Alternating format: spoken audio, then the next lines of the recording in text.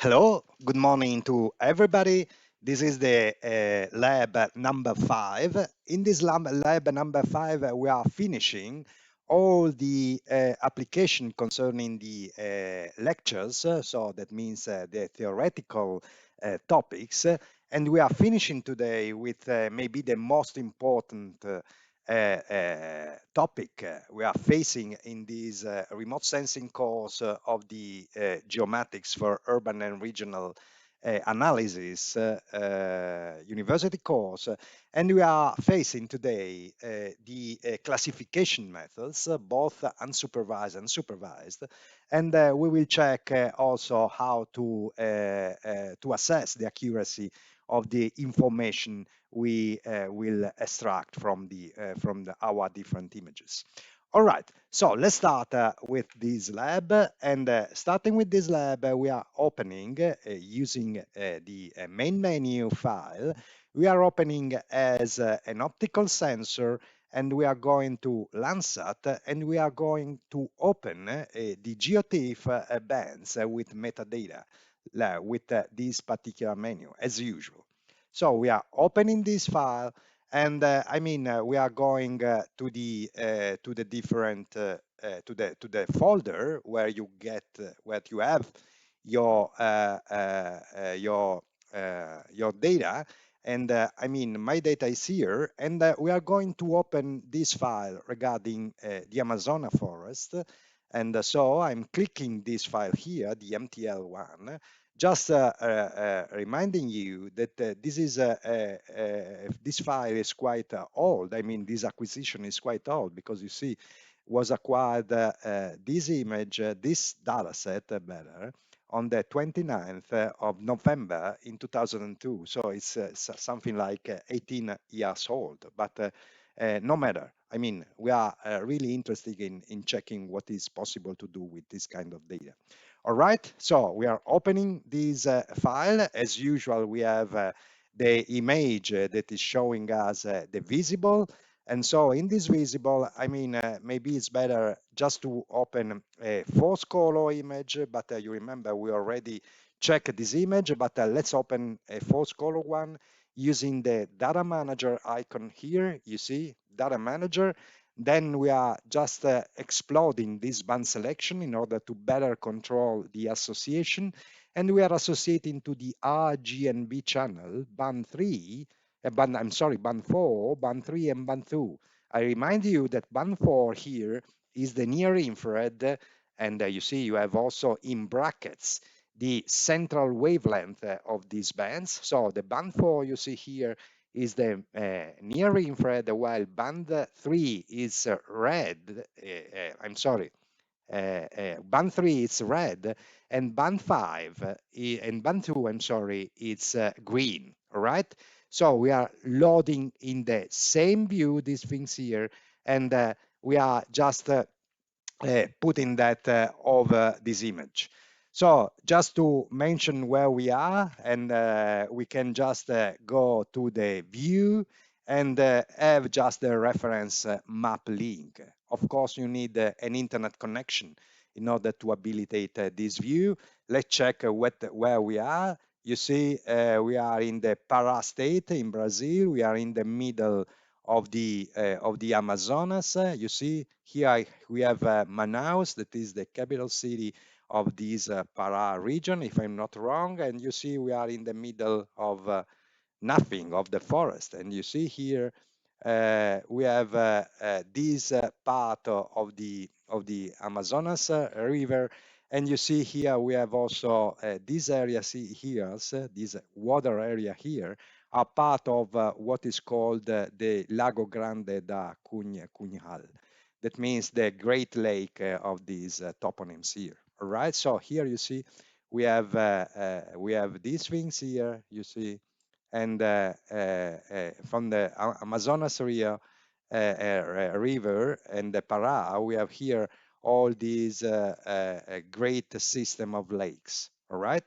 So we are here, and you see this image is quite, it's very didactic from this point of view, because in this image, considering that this image is something like more or less 7,000 by 7,000 rows and columns and lines.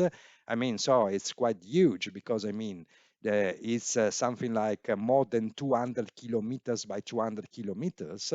But this image is quite simple because I mean, the surfaces that we have here, we have represented here, are very few. I mean, there's all this water here that is coming from the river, this bigger one, and this river streaming from northern side of the image. You see here, and you see that the water of these two rivers is quite different. Okay, if we are observing that in the false color, you see in the false color image, this area here, this water here, is greenish, while if you are going upstream, you see it's darker. So I mean, we have water as one of the surfaces. Then of course we have all the forest, and of course the forest here is reddish. Okay, all these things here are forest, and then we have deforested areas. You see this one that are pale green, grayish. These are all deforested areas. You see here, there's a bunch of that. All right, whatever in this part of the forest. And what we have then, apart from water, forest, and deforested area, we have clouds. You see here, we have also a bunch of clouds here. And I mean, these are the four different surfaces we have. We have two more things, and that we have here. For example, you see here we have vegetation in the middle of the water. I don't know if this is real forest, but I mean, it's for sure vegetation. So it's something that is related, for example, to forest. So I mean, we have still four different surfaces. The only things that we have that is not a forest, but I mean, it's there, are the shadows of the clouds. You see here, the clouds are projecting a shadow. And here, for example, we have a shadow over the vegetation, but you see here we have also shadow over the water. You see here? And these shadows are there. You see how many shadows we have? Any time we have clouds that is quite low in altitude, I mean, you see we have shadows projected on the ground. And the impression we have from this surface is that, I mean, this surface is quite flat. You see, we have no evidence of some, I mean, a hilly region. It's maybe here there's something that is not really flat, but I mean, in general terms, this area is very flat. So I mean, we are using this image because, I mean, this image is quite simple because we have only four different surfaces, four different objects.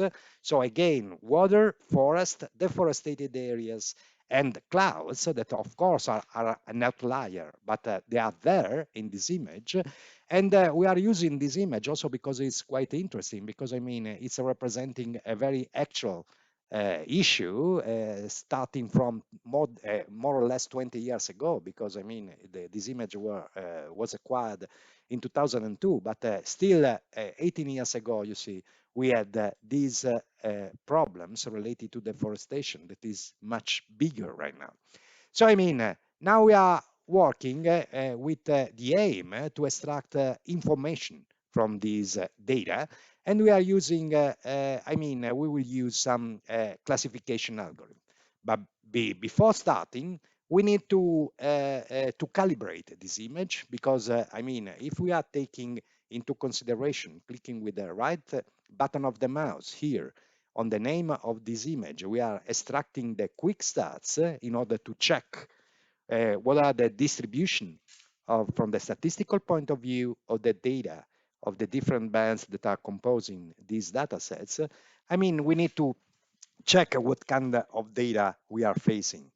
And I mean, it's finishing to do these things here.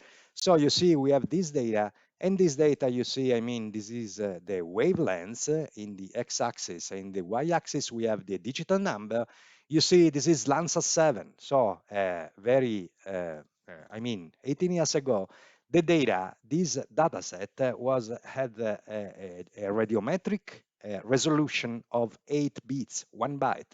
So that means all the digital number ranging between 0 and 255, okay? So 256 different values. And these are the distribution of the data. Of course, here we have also the different plots, the different histograms of the bands. You see here, and for example, if we are taking into consideration band 4, you see this is the infrared bands, all right? So we need and we should calibrate this data. How we calibrate this data, you remember we already did that in a previous labs. We need to go to the, let's say here, radiometric, of course, in the toolbox. We are going to the radiometric correction. And as a first operation, we are going to perform this radiometric calibration, all right? So we are opening this radiometric calibration. This is the windows where you can select the data set we are using. Of course, also in Landsat 7, we have 3 different data sets, the multispectral with 6 bands here, the thermal with only 2 bands, and then panchromatic with 1 band and 15 meters on the ground. We are calibrating the multispectral 6 bands, all right? Spatial subset, all the image, all right?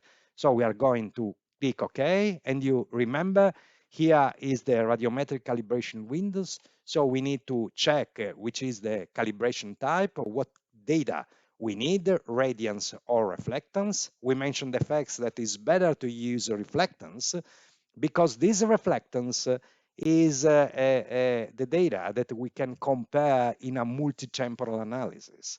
The band interleaved, I explained that in the theory, is how this file that is containing 6 bands, 6 different spectral bands, is arranged. So that means that we have one spectral band after the other. This is the output of the data because, I mean, the original data is stored in one single byte for every single digital number.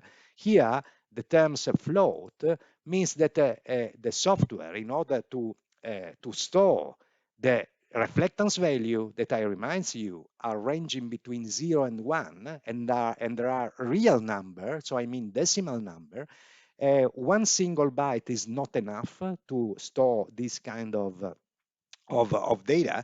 So it's using a floating point variable. That means that it's using at least 2 bytes in order to store the single digital value of reflectance. All right, let's have this scale factor and this apply flash setting as it is, and let's store these things in a file. So I mean, we are going here, for example, and we are writing down the name of the file, for example, Amazonas underscore cal dot dat. I'm sorry here. So I mean Amazonas. Let me simply put the underscore. That means that it is the original data set calibrated. All right. I'm opening these things. I mean, the name is not valid. I'm sorry. I need to rewrite that. So Amazonas underscore cal dot dat. Okay. This one. Okay. I'm opening that. I mean, I have already a file with this name. We don't panic, but what I'm asking to you is just to store this data on your memory because I mean we need that after the different pre-processing. All right. So I'm going to replace this data and I'm going to process the data. All right. So you see, nothing is happening. I have this feeling, but you see here, bottom right, you see, it's the radiometric calibration is on. So I mean, it's performing the radiometric calibration. So it's using the function spectral bands by spectral bands in order to convert the digital number into reflectance values, all right, as we explained in the lectures. So I mean, you see, here is the data, and when we have this data, you see here the calibrated data, we have an image that is as big as the original one, and I mean also with the cartographic representation. You see, I mean, we have then you see here when I'm just moving the mouse, you see here in this part, look at the mouse here, we have coordinates. So I mean, is inheriting also the reference system. This is the image that is calibrated. Let's just check if it's calibrated. So right button of the mouse, and let's extract the quick stats in order to check if the data was converted from digital number to reflectance values that are in the range from 0 to 1, because they are normalized. They are normalized radiances, all right? So let's check if it's like that. It's finishing to perform the analysis. Now it's outputting the results on the RAM, on the memory of the PC, of my PC, and also for you. And I mean, now we have the results. You see here, we have, as I mentioned here again, on the x-axis, the wavelengths, on the y-axis, the data value, and you see here, they are ranging between 0 and 1, all right? Okay, well done. So now we are going to dark subtract this calibrated data. You remember we have also an effect that is coming from the selective scattering. So we are using the dark subtraction algorithm that is here, you see, radiometric correction, dark subtraction. And in order to dark subtract, we are using, of course, this calibrated data. I have also here something in memory, but don't, this is not your case. I mean, we have the Amazonas underscore cal data, and what we are doing, we are calibrating all the different 6 bands, but we are not using the full scene. But we are using a subset from the spatial point of view, because I don't want to intersect the background of the image, because I remind you that the background of the image, being a georeference, the image, the background is equal to 0 for every single band. So stating that the dark subtraction is subtracting the minimum value if we have also only one values that is equal to 0, I mean, the dark subtraction will not have any effects. So I mean, we need to click here, the spatial subset, and we are going to the image. You see that the dimension of the image is 78 hundredths in column and more or less 7,000 in lines. We are clicking this button here, image, and you see, you remember, we have we can just click on a corner of these things here. But I mean, for example, we can write down here the facts that we are using a subset 4,000 by 4,000. All right, press enter when you are inputting something in these menus. All right, so it's these things. So we can drag these things here in the middle of the image, for example, here, whatever you want, but pay attention not to intersecate these background values. All right, stay in the image. All right, like this one. So point that wherever you want, but I mean, it's better to have water here, forest and clouds, but press OK, OK again, and then OK. All right, so now we are in the menu of the dark subtraction parameters. So we are for sure using the band minimum because we don't have any user value and we don't have any region of interest, and we are saving this file. And these files, I'm saving that like Amazonas underscore cal underscore, for example, DS, that stands for dark subtraction. This one, I've already this file, but I mean, I'm going to overwrite that. All right. So I'm opening, and I'm saving. It's already existing in my case. I'm overriding that, and now we are calibrating this data. All right. So we are dar subtracting this data. Okay, very good. This is the 4000 by 4000. This is the data. And you see here is, of course, only a subset of the image. And for example, in this case, I can, again, use with the data manager here, the icon, I can, for example, explode in the band selection.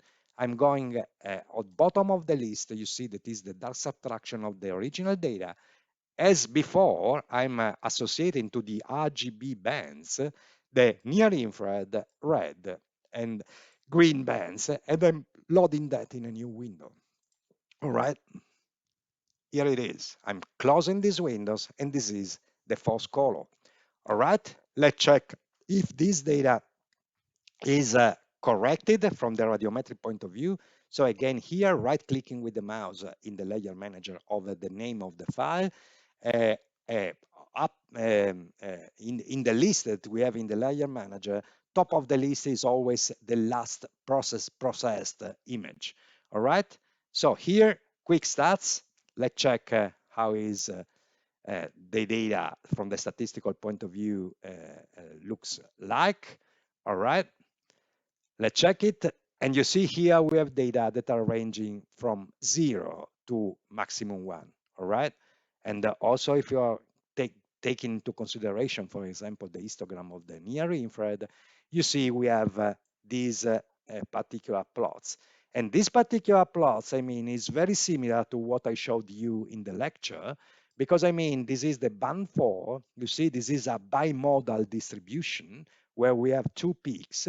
This first peaks here with very low values of reflectance is, of course, all the water of the image, while this is the near infrared, while the larger peaks here, the higher peak here, is, of course, all the vegetation. You see, it's bimodal, like the lecture when I showed you the concept of resolution, all right? So, I mean, it's true. What I told to you during the lectures is really true also from the operational point of view. All right, so now we have this data. Keep that because this data here, the Amazonas underscore cal underscore DS dot dot is the data that we are using for all the classification steps. All right. So I mean, we process this data, we pre-process from the radiometric point of view. This is this kind of operation that I showed you should be done every time you are assessing data because we need to calibrate that.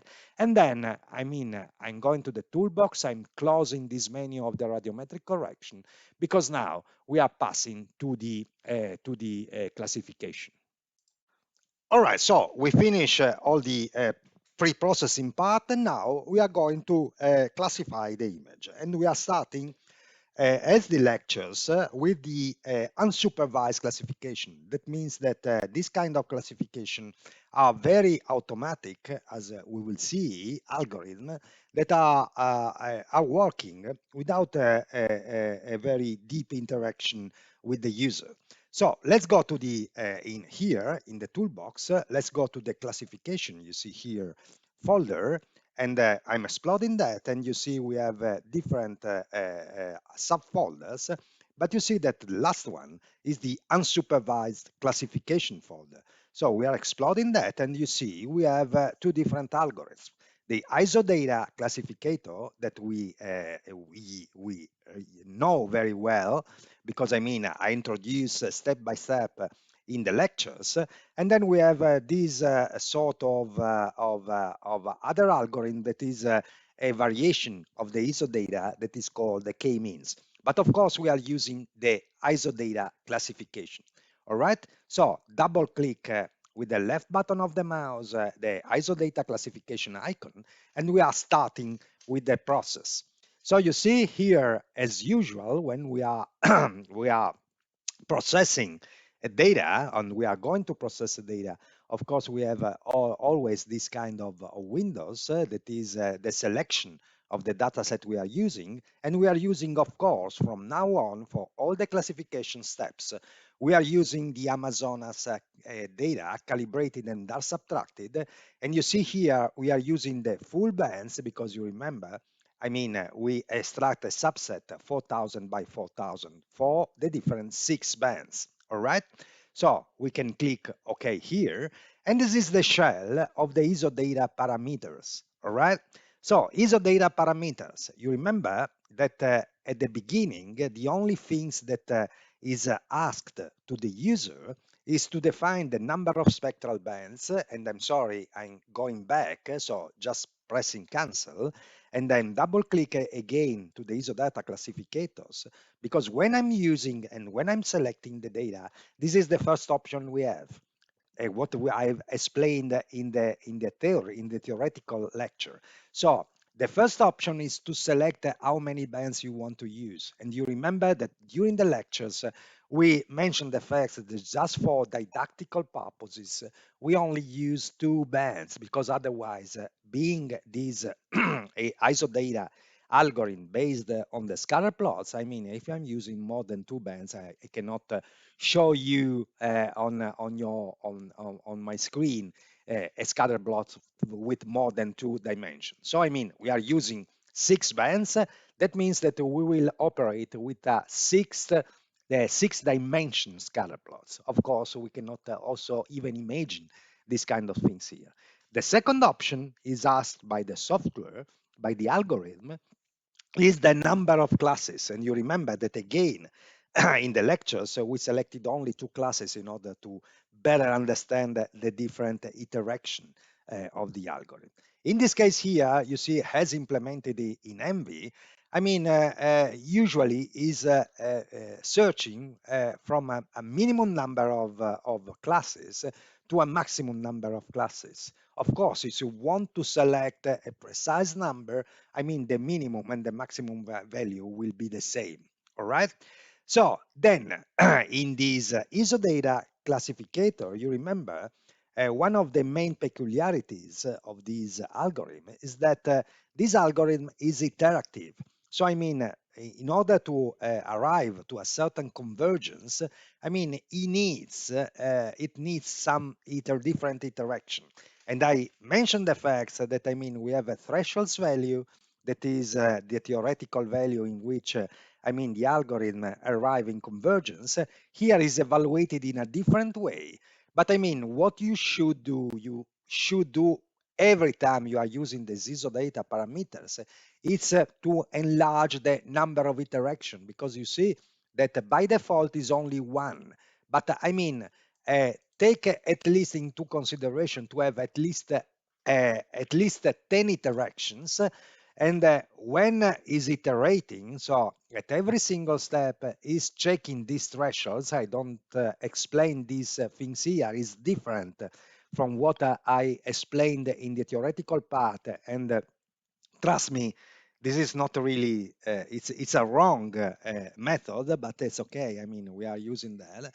So it's using 10 interaction. Of course, if it's arriving to convergence before the 10th iteration, of course, the algorithm will stop the iteration, all right? Here we have also some other different parameters.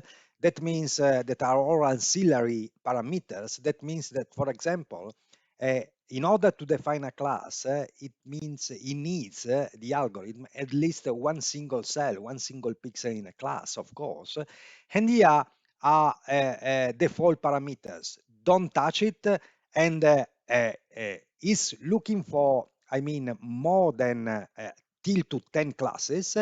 If the two centroids of 2 different classes are very close, the algorithm at the end, at the very last iteration, could merge pairs if the centroids are very close, because if they are very close, I mean, you cannot distinguish 2 different classes. And so, I mean, we are giving with this option here, the possibility to the algorithm to merge centroids that are very close to each other, all right, in the scalar plot representation. Here, don't touch everything, because we will touch that after the first classification. And let's save that in a file. So we are just using that. I'm calling that Amazonas underscore ISO data. And for example, here, ISO data dot, all right. This is the name that I'm giving to the file, to the classified image, and then just simply press OK. All right. So you see, it's starting with the first iteration. So now the centroids are placed in a pseudo random position, the 10 different centroids, because we are looking for from 5 to 10. And now it's finished the first iteration. All the cells are coupled with one of these centroids, and now it's moving the centroids. So I mean, in this second interaction, the centroids are all in the point clouds, of course. Finished the second interaction, and now it's starting the third interaction. Let's see if it's using all the different 10 interaction, because if it's using all, maybe there are not enough. So it's better to increase this number. Now we are in the fourth interaction, all right? And consider, okay, after 4 interaction, it's conclude the classification. This is the result of the classification you see here. And what is very strange here is that we have only one single band, but is colored. What does it mean? That is a pseudo color image. So you remember, in order to represent the different colors, we need a lookup table. But I mean, I explained that in the lecture. This is an image that is as big as the original image, so I mean it's 4000 by 4000, is inherited the reference system, because you see it's placed in the proper position.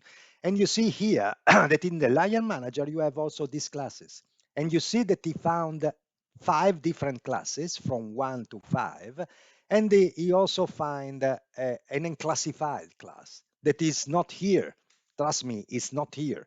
We have 5 classes. So he found 5 classes. So I mean, stating that we are quite sure that in this image there are more or less 4 different surfaces. Again, water, forest, deforested area, and clouds. I mean, here you see we have 5 different classes. How comes these things here? Let's check it. You see that, one of the problem of the unsupervised classificator is that, you need to assign to the class a meaning a posteriori. That means that, we try to label these different colors of the legend here afterwards.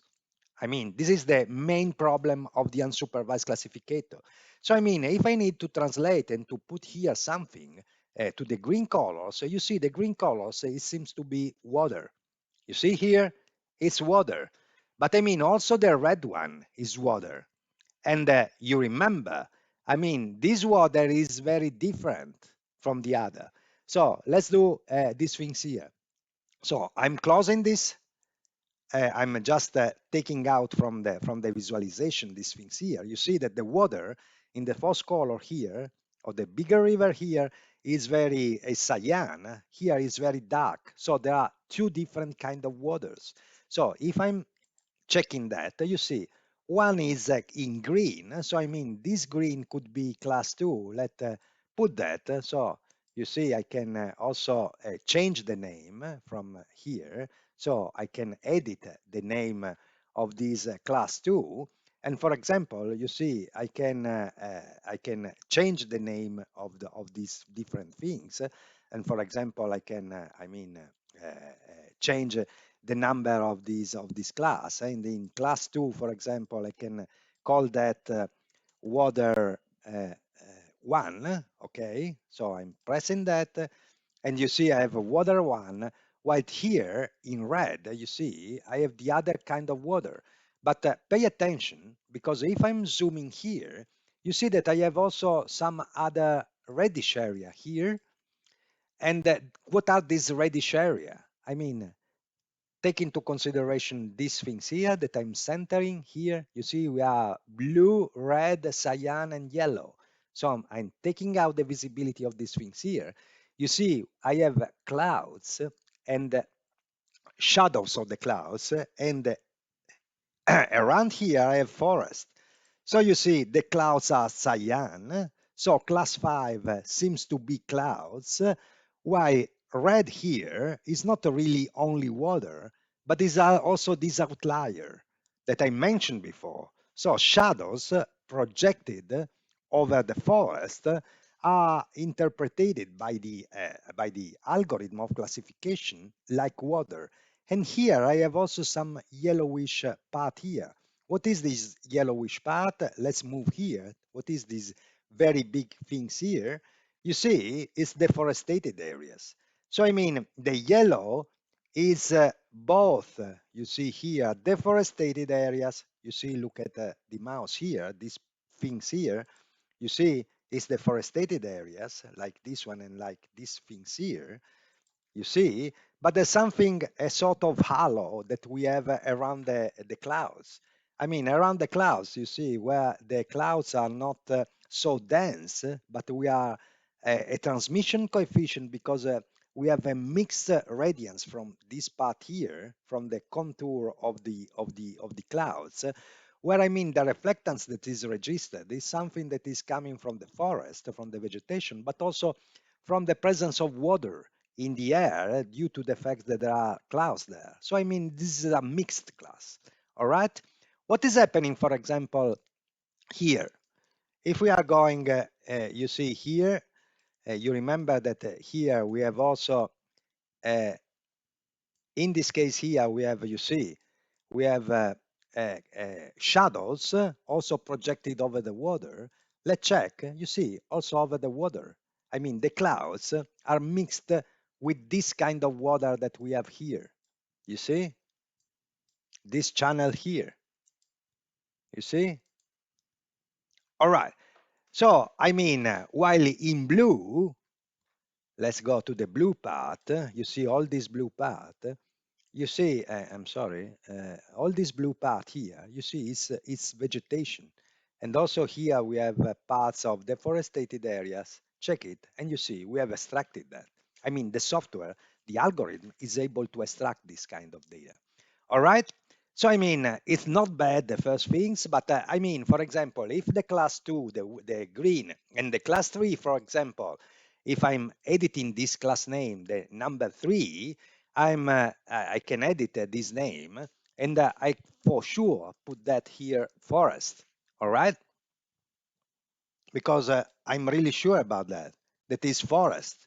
While I mean, in this case here of class 1, if I'm editing the name, what could be the class 1? The class 1, you see could be water, but I mean, I put a slash. It could be also shadows.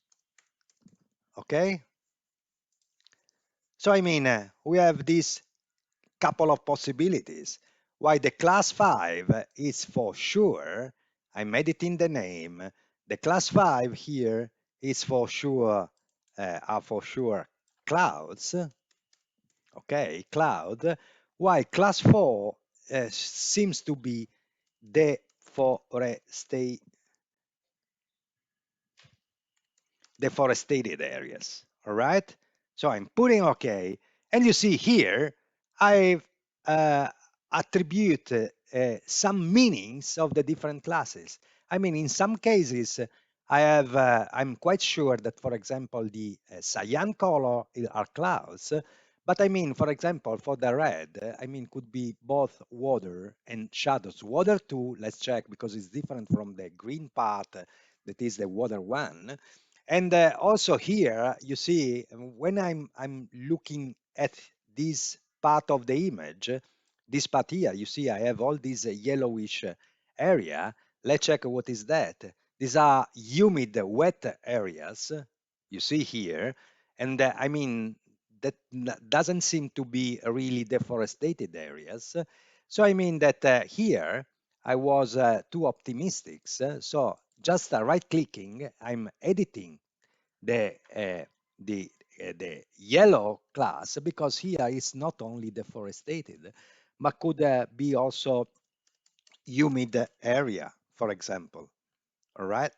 So I mean, in both, in a couple of classes, I have the possibility of having two different class. All right. So you see here, this is what I'm doing. So I'm attributing a sense of the classes afterwards. And this is typical the problem of the unsupervised classification. Otherwise, the results is not really bad. But I want just to remind you that this image, you see, it's like the original one, as big as the original one, there's the reference system, and of course has also for every single digital number a radiometric value. What is this radiometric value?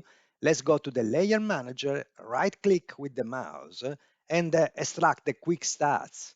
What are these data? This data, you see, we have only one single band. So you see, we don't have the graph as before because I mean, we have only points. The black one is the average value.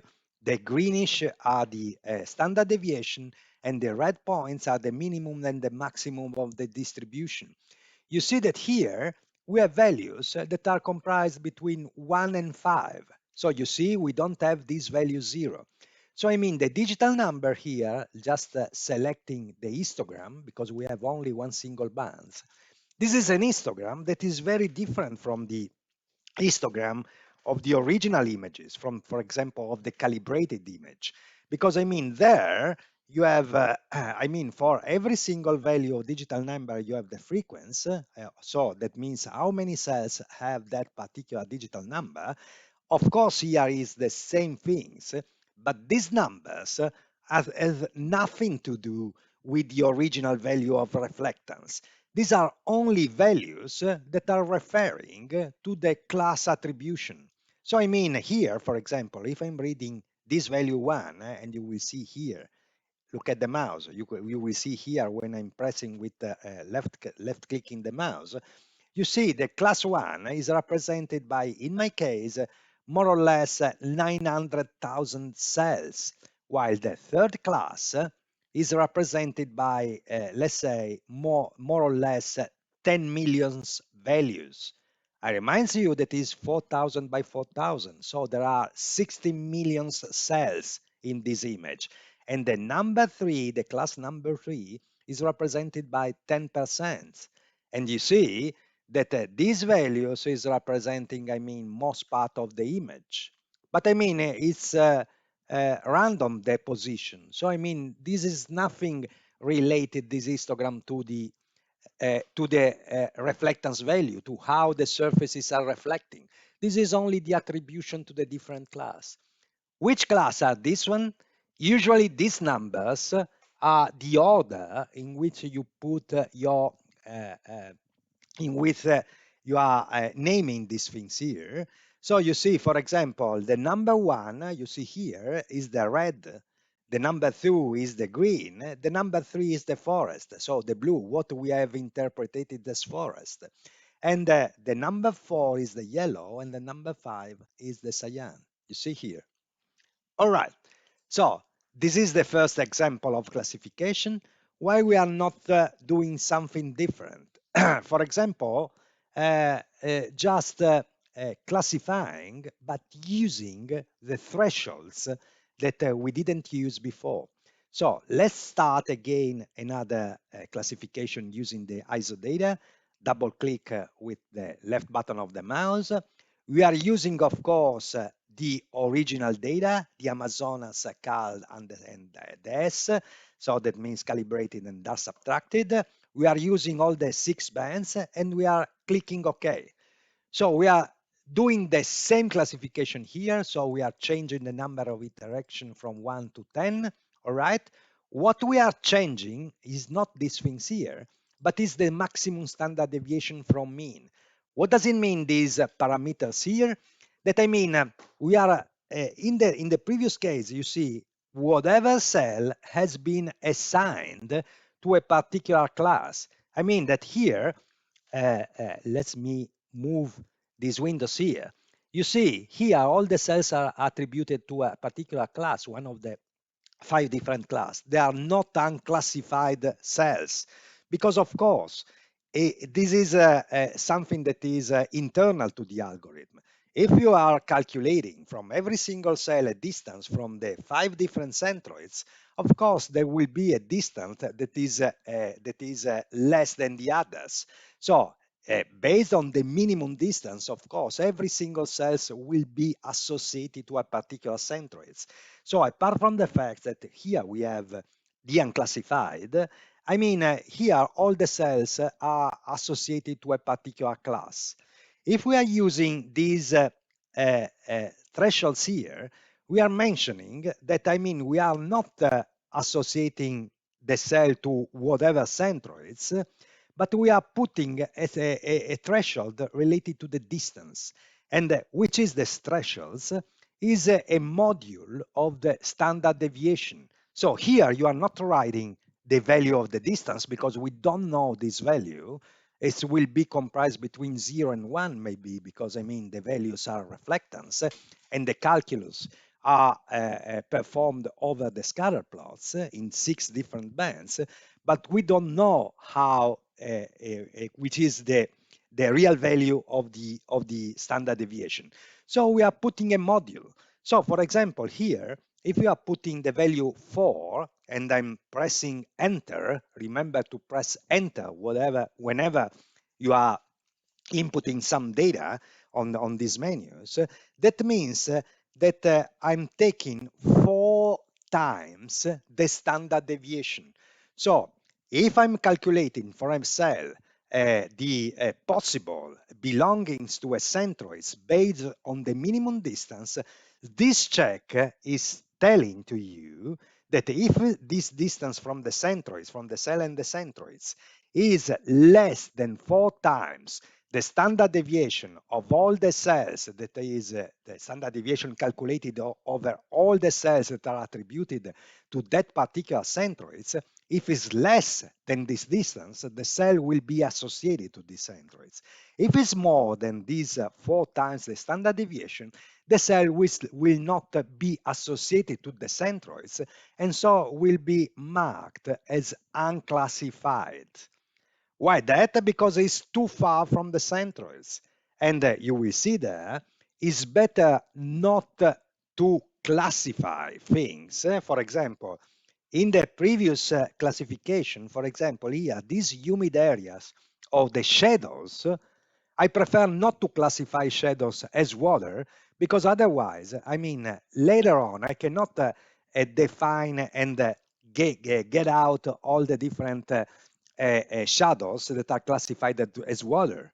It's better not to classify and to have that marked as something that is not recognizable because I mean I can later on just to define a way to extract only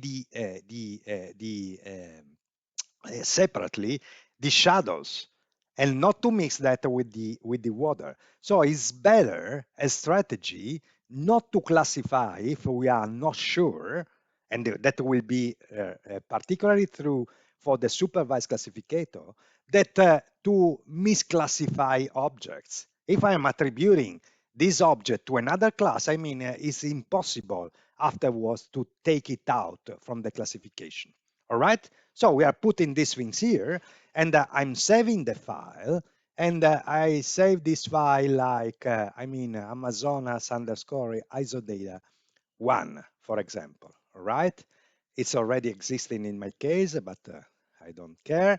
Okay, I'm opening that and I'm classifying, overwriting the older file. Keep these files because we will need maybe afterwards. Okay, you see, first iteration. Let's check if we are putting these particular thresholds. I mean, the iteration before, you remember, we had 4 different iterations, then the algorithm arrived in convergence. Now we are, you see, it's slower because for every single, at the end of every single iteration, is calculating these thresholds. So I mean, it's lower than before without any control. So you see, we are in the 3rd iteration. Maybe in your case could be different. It depends also on what kind of area you have selected in the spatial subset of the dark subtraction, because I mean, it could depend the number of iteration from many different things. All right. So you see, now it's using another one more iteration. This is the fifth iteration. So I mean, it needs something more to arrive in convergence. Let's check. Okay, sixth one. So I mean, it's using more iteration in order to arrive in convergence. Let's check it. All right, seven, iteration number 7. So I mean, it's checking if it's something is changing, is moving to every single iteration. You see that every single iteration is moving the centroids in order to check if it's something is changing. After 8 iteration is not in convergence. Okay, 8 iteration converged. And you see that the results is different. You see?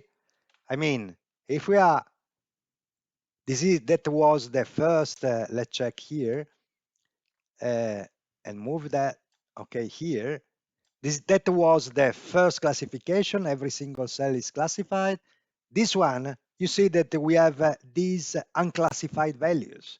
And you see, for example, that part of these things here, for example, this area here, that before was classified as water, now is not. And you see also all this yellowish part that was mixed, you see, with the deforested and humid areas. In this case, you see part of these things here are take out. And you see what is very interesting is here. You remember here, now here the red class seems to be, let's check it. You see, uh, these are the clouds and these are the shadow of the clouds. You remember here the red was the shadow of the clouds. Again here you see part of shadow of the clouds, but the clouds, part of the shadows that the clouds are projecting over the water, you see it's not classified. And so also the clouds are not all classified. You see here that, let's check to see here, for example, what is these things here. And you see, this is a cloud and this is the shadow. All right, you see the shadow, the clouds is not classified anymore if you are using these things here. So that means that, the classification is different. And if we are right clicking here on the results of this classification, this is again a pseudo color image. And we are extracting the quick starts in order to check, you see that, if I'm selecting the histogram, you see that most part of the image, that means that are 7 millions of values in my case, out of 60 or 16 millions, are not classified. You see? Because that could be a reason, you see, that 45% of the image is not classified. And the 26% is in class 3. That means, of course, the blue. That is something related to vegetation, to forest. All right? So you see that the two results are real different from each other. You see here? Who is the best? Who knows? I mean, what is very important, especially taking into consideration the first results of the classification, and this is why we are using these unsupervised classificators, is that, from the statistical point of view, because, ISO data is only using the distribution of the point clouds in the scatter plots with a certain number of dimensions that is, of course, correlated to the number of spectral bands we are using. In this case, these ISO data classificators is suggesting us that, the forest could be extracted in a very fine way. Also, the clouds could be extracted. While you have to pay attention because, water is represented in two different classes. But, this is very true also when we originally consider the false color image of the visible image. This water is not very similar to this one. So we have two different class of water. Well, you see, it seems possible to extract easily all the deforested areas. But pay attention, Because I mean, these deforested areas should, from the statistical point of view, these data are quite similar to this wet area here around the lake here. While we will have problem with shadows, of course, because these shadows, using these six bands, is very similar to this kind of water, especially when these shadows is projected over other water or over the forest or the deforested areas. So I mean, these are very important information we can get from the unsupervised classificator in order to perform then and to have more inputs in order to fine tune what we are going to do with the supervised classificators. All right, so we finished to perform this kind of processing. So I mean, let's finish this part related to the unsupervised classification. And in order just to not have any issues in all these files we are creating, what I'm suggesting to do is just to go to the main menu file here and just close all the different files, all right? And then we will reload only the files we are using. So we are closing all the files here.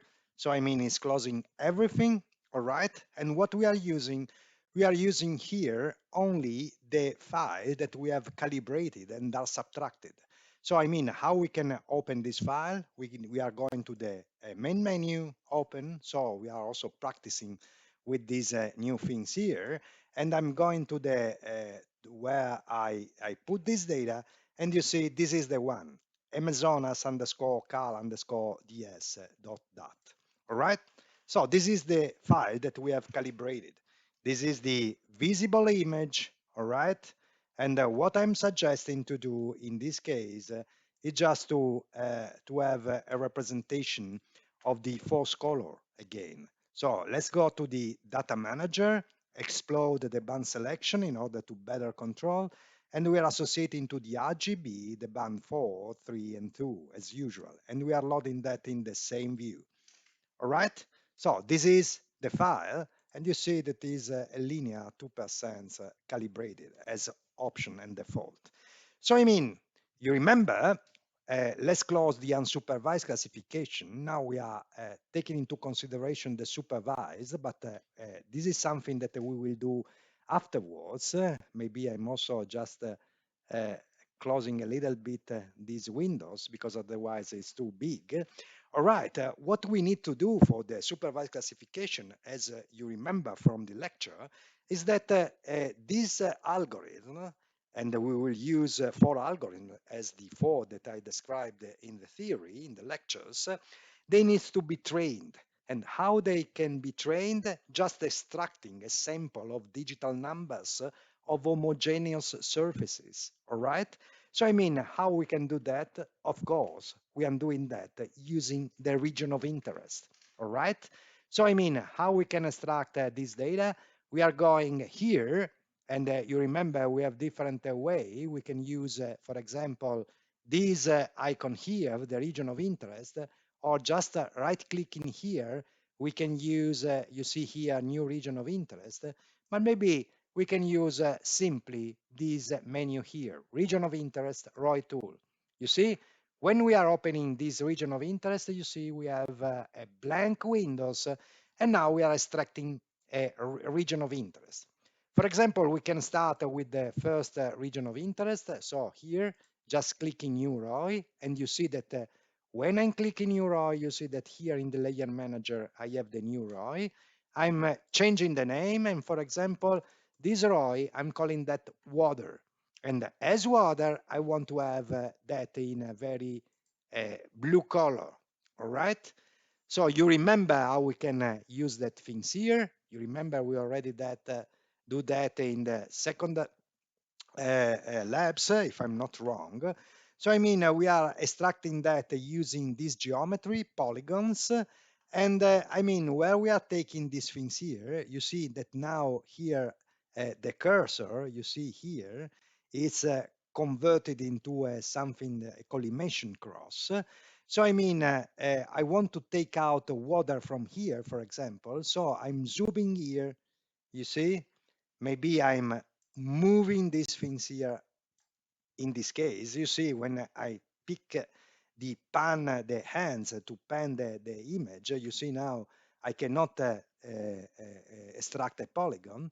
So if I'm simply clicking on this menu here, you see again I have this polygon. So just keep pressed the left button, you are draw a polygon, stay away from the borders and not intersecating any of these things here. So very homogeneous surface, and when you want to close, just right click with the mouse and complete and accept the polygons. All right. In this case, I'm not satisfied with one only polygons because I need to take the water in in the different ways in which is appearing on the image. So, for example, you see here is quite different. So, I can just uh, zoom here, and I can also take a polygon here. You see that the water is not very homogeneous, but it's water, I'm sure. So again here, I'm completing and accepting the polygons. Then I'm zooming out. And for example, you see here, I have different water also here. So you see, I'm zooming here and I'm taking a polygon here. And you see, I stay away from this point here. That is something that could be maybe something that is over the water. I don't know. Maybe an outlier. I don't want to take it. Right clicking, complete and accept the polygons. And then you see, I have three different areas here. Why don't take another one here? For example, in this area here. And so you see, I'm just drawing another polygon here, accepting these polygons. And then what I need to do is something different. So for example, you see, if I'm pan here, you see, this is water for sure, but this is very different. So I can just enlarge these areas. Again, I'm clicking here in order to have my polygon, and I'm drawing a polygon very long, stay away from the borders, okay, and I'm closing these things here, completing this one. And for example, I'm moving also to here in order to have another polygon here, all right?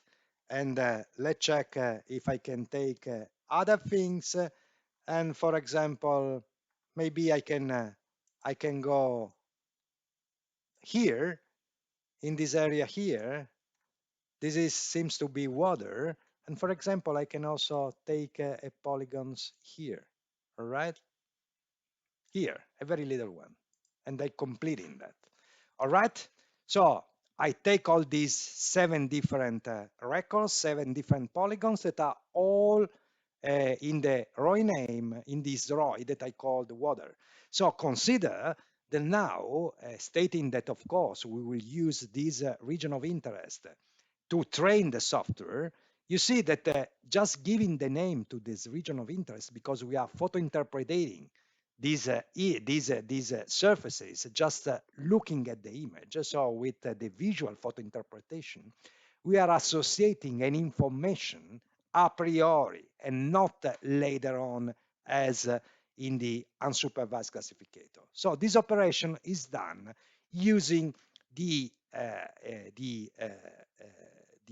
associating a name to this particular ROI. So we are associating an information, and we are also building the legend, because you see the legend stay here is water and will be represented in blue.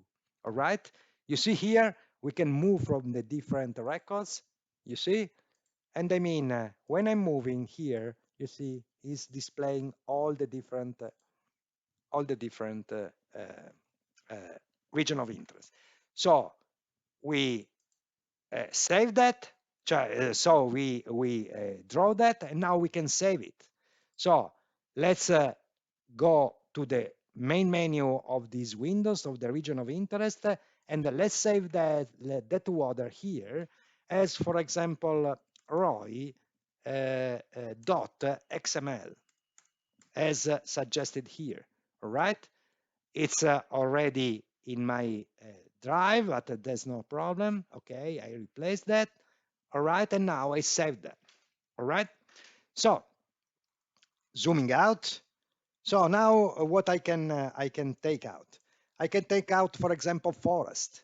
So here, pay attention, don't write anything, don't extract polygons from this area, because I mean, you see here I have an icon that is stated new ROI.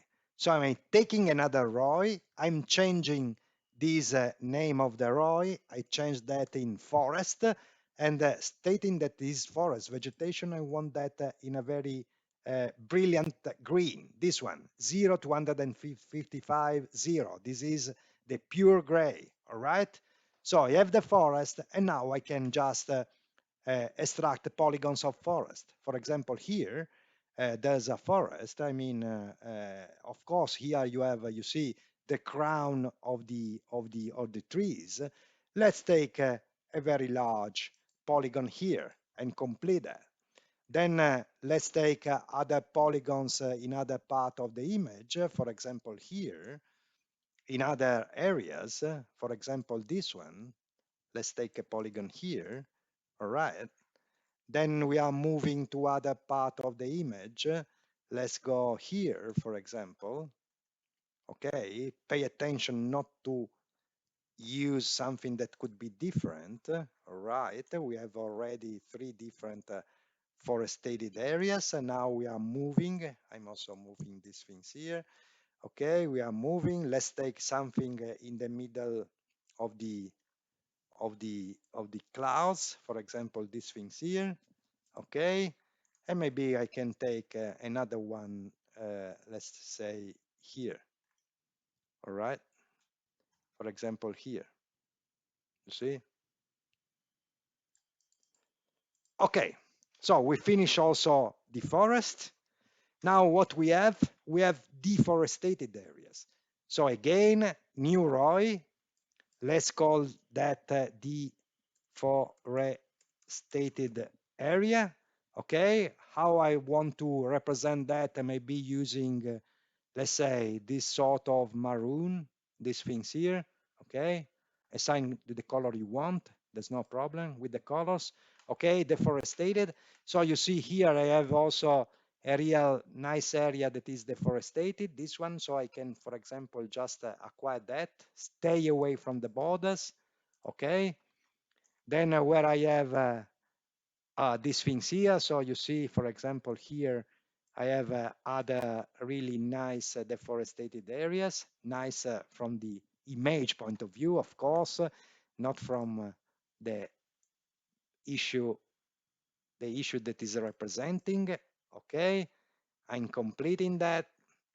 Let's move to other part of the image where I have the other deforested areas. I'm moving that. You see here I have something that is, of course, deforested. You see here, for example, this area here.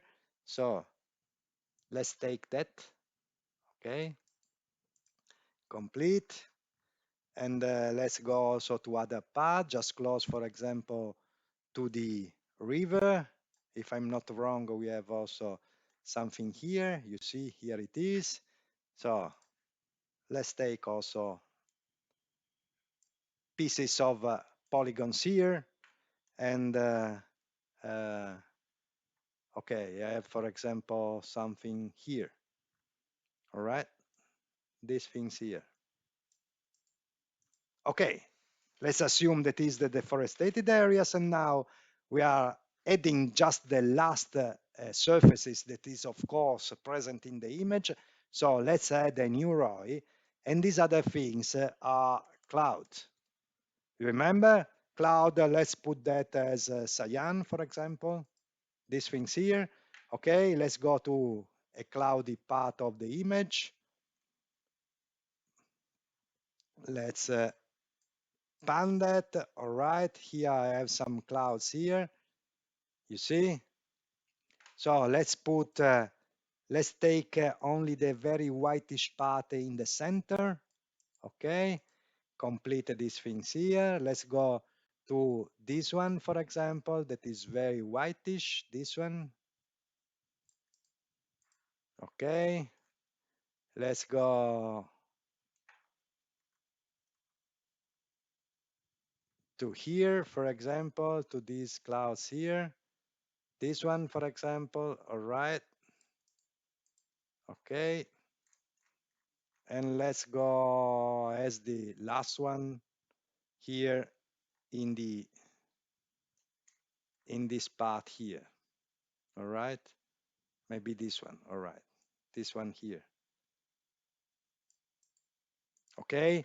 Use a zoom enough in order not to intersect the radiometric borders. All right. So we have 4 different clouds. This one, this one, this one, and this one. All right. Now we are saving all these rows here again. Let's go to the region of interest tool, save as, and let's select all the items. Of course, you can use 4 different files, but it's not make sense. Save that in the same file, okay, all the files, and just overwrite the older one. I mean, it makes no sense to save all the different rows in different files. So overwrite that, and that's okay. So now we have, you see here, our 4 different region of interest: cloud, deforested, forest, and water. All right, so they are here. Now we can close this array tool, otherwise you see we have the risk to do these things here. For example, you see I'm for a, I'm just writing something. I mean, I'm wrong. What I can do, right click with that and clear the polygon. Okay, don't add by mistake these things here, because otherwise you are polluting your region of interest. So right clicking and clear polygon. That's why, I mean, you need a control in order to close the polygon. And also when you are using lines to extract a polyline, I mean, you need always to confirm the acquisition. Otherwise, I mean, by as you can also acquire wrong region of interest. We have everything here, so now we can close the region of interest menu, the arrow tool. In this case, we finish the first part, that is the extraction of the region of interest we will use for the training phase using the supervised classificators. So, I mean, we are going now to Toolbox, and now we will use 4 different classificators as the different algorithms that I have explained during the lectures. And we are starting with a very 2 simple ones that are very similar to the isodata classificators, that are the minimum distance classification and the parallelepiped classification. Let's start with the minimum distance one. So double click on these things here, and let's start with the classification. Of course, I mean, we need to select the input file, that is, of course, this one. So the Amazonas, the data calibrated and thus subtracted. Here, again, we are selecting the number of bands we are using. Let's use all the 6 bands. So we will use scatter plots in 6 different dimensions. The spatial subset will be the full scene, and press OK. This is the Windows that is giving you the possibility to select all the different characteristics of the classificator. So let's use all the 4 different rows. So I mean, you need to have here in the layer manager the rows, otherwise, I mean, the classificators could not be trained, and so I mean, is not working. So let's select all these items. All right. And here, for example, let's not state any other values here. We will do that later on. So not a modulo standard deviation from mean, that is the same we use for the ISO data. Don't use that. Let's save the results in the here. So for example, let's call that Amazonas underscore mean dist dot dat. All right, and output also this rule image. Yes, for this kind of classification, I will just point out what are the rule image in order to make you understand what are these things here. So let's choose also a name for that. And so we are calling that Amazonas underscore mean dist underscore rules dot dat. All right. So let's save these two files and press OK. Of course, now it's reading all the different rows. I mean, is not iterative, so I mean, it's only one iteration, as you know. And so the results will be displayed. This is the results you see here. I mean, and you see here what is the result of the minimum distance. You see we have unclassified, water, forest, deforested, cloud. So you see here that the label in the legend is already associated, of course. So let's see the result. And you see that the results are not bad at all. It seems to be not bad. You see, all the water is blue. All the deforested area seems to be maroon or brownish, you see.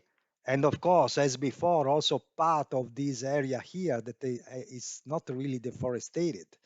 You see this area here. Let's look at these things here. You see, it's not, this seems not to be really deforested, but you see here, I mean, seems to work. And also you see here the clouds are cyan. And of course, I mean, the shadows, as the ISO data was mentioning to us, are confused with the water. You see, it's always the same. Also here, when we have part of the projected in the water is in this case classified as water. All right, very good. So I mean, it's not bad, this kind of classification with the minimum distance, and you see that having not highlight any distance thresholds, all the cells, like in the first classification of the ISO data, all the cells are, of course, associated to a particular centroids. Maybe it's not the right strategy in comparison with what I told you before, that it's better not to classify that to misclassify. Because if I'm misclassifying, for example, in this case, the shadows of the clouds over the forest are misclassified as water, I mean, it's better not to classify that, to have a black hole here instead of having associated that to a wrong class. All right, let's check what are the rules image.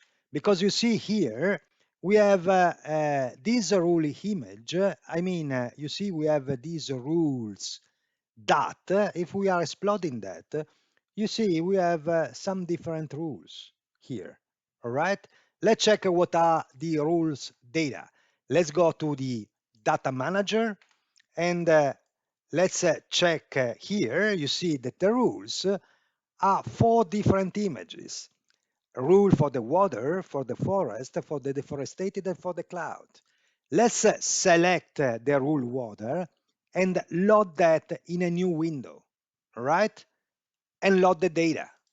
It's only one single band, so that means that, of course, will be in gray tones, all right?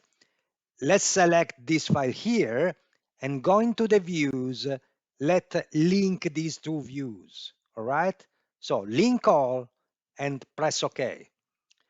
So what is uh, the rule image? And you see we have a single rule image for every single class. The rule image is the representation in one panchromatic image in gray tones of the discriminating function calculation. So that means that here, in this image, that is the rule image for the water, for every single cell of the image, here you have the calculation of the distance of this cell in the scatter plots in 6 different dimensions of this cell from the centroids of the water. Where is the centroids of water? Is the calculated mean value of the region of interest. So I mean, if we are taking into consideration the convention to represent this gray tone image, whatever is darker means in this rule image for the minimum distance classifier, because these rule images are different for every different algorithm. In the minimum distance classifier, where in the rule image you have the calculation of the distances between these cells and the centroids of the class, Whatever is darker means that is very close to the centroids of water. Whatever is bright is very far, so it's very dissimilar to this area. So you see here that the water is very dark. So that means that in this case, I'm moving that, you see, in this case, the water you see here is very similar to the centroids, to the mean value that we have calculated. And also for, I mean, let's check this one. You see that is, in this case, the water is, the calculation is brighter. That means that this kind of water from the upstream rivers here, the water, but I mean, we know that, is quite different from this one. What is very different from water, all the deforested areas, you see they are very different. It's very different also the forest, because I mean it's brighter, while the things that are the brighter ones are the clouds, you see? While you see here that the shadows of the clouds are very, are dark, so are very similar to water, right? So let's check again here. Let's have, for example, the um using the data manager. For example, let's use the forest and put that. I mean, I'm sorry, I'm selecting this area here. All right, I load the data here. This is the forest. How will this rule image will be represented? Whatever is very dark is of course close to the centroids, so the forest will be very dark, of course, you see here, while water, clouds, and deforested areas, you see here, this is water and deforested areas, you see are very bright because they are very far from the centroids that we have extracted with the raw forest. That is the mean value. You see here, all the water is different. So I mean, of course, these uh, rule images, I mean, of course, they have, for example, you see here, they have their data, and we are extracting that so that they are the calculation of the distances that you see more or less are between 0 and 1 because the reflectance value are comprised between that. And you see we have 4 different histograms because the rule image, we have one single histogram for every single image. So this is the first one, that is uh, uh, the rule image for the water. This first peak is the water, what is darker. This larger peak is whatever is not water, you see? For example, for the forest, that is the number 2, you see here, this is the forest, and the other peak is whatever is not forest. So water, deforested, clouds. You see, so it's very interesting. And of course, also in this kind of analysis here, this image is an image where, of course, the digital number are nothing to relate. They are not relating with the reflectance, but it's the measurements in this particular algorithm. But you see that I can also, right-clicking here on the rules image, I can perform a raster color slice. Okay, for example, let's use the water. I do that things here, and you see that the water is seems to be in the first class, comprised between 0 and 0.07. All right. So let's erase everything. I add a new class that I'm coloring blue, and I told you that the number is 0.07 more or less. So if I'm clicking, you see here, enter, you see that all the water is bluish, more or less. So also on the rule image, I can, for example, perform a density slicing and, of course, an algebraical pair operation, a band math, in order to extract information, not from the results of the classification, but also on these results that is an intermediate results, that are the measurements that are performed using this particular algorithm to this centroid.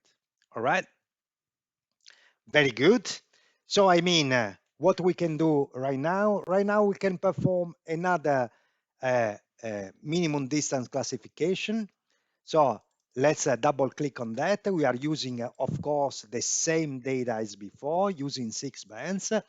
We are using all the same parameters, but here we are putting an information concerning the maximum standard deviation. Again, let's write four times the standard deviation for every single region, for every single class. Here you see, if I'm clicking enter, you see it's click always enter, press enter in order to validate the data you are right here.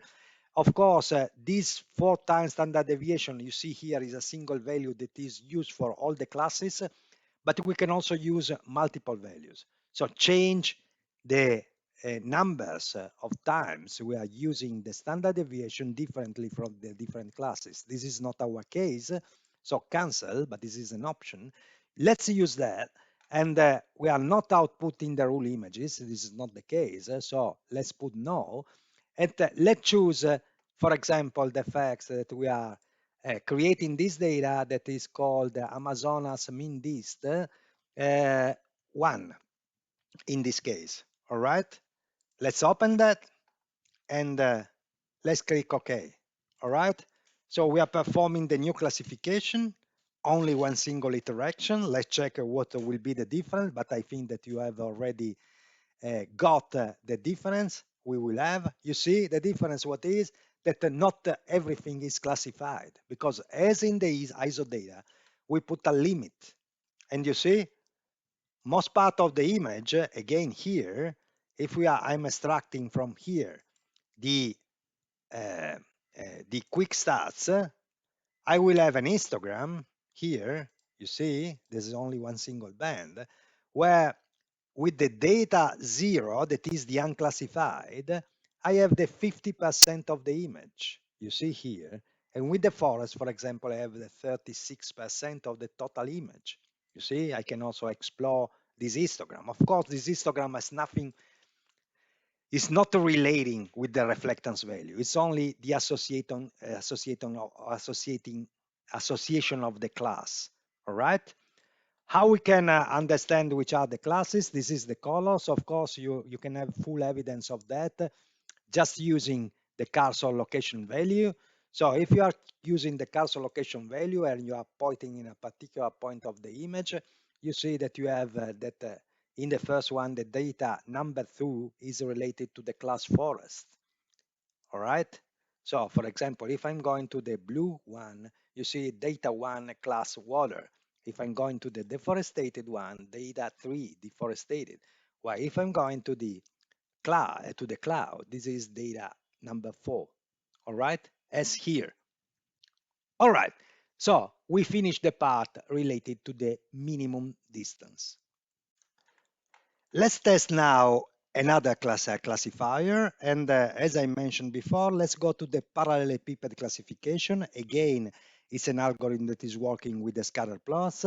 It's not using the centroids, so the calculated mean value, but is defining over the point clouds in the different dimensions of the spectral bands we are using, a sort of rectangle of parallelepiped that is delimited by the standard deviation. So mean value plus and minus the standard deviation in order to define this area. So let's start with the parallelepiped classification.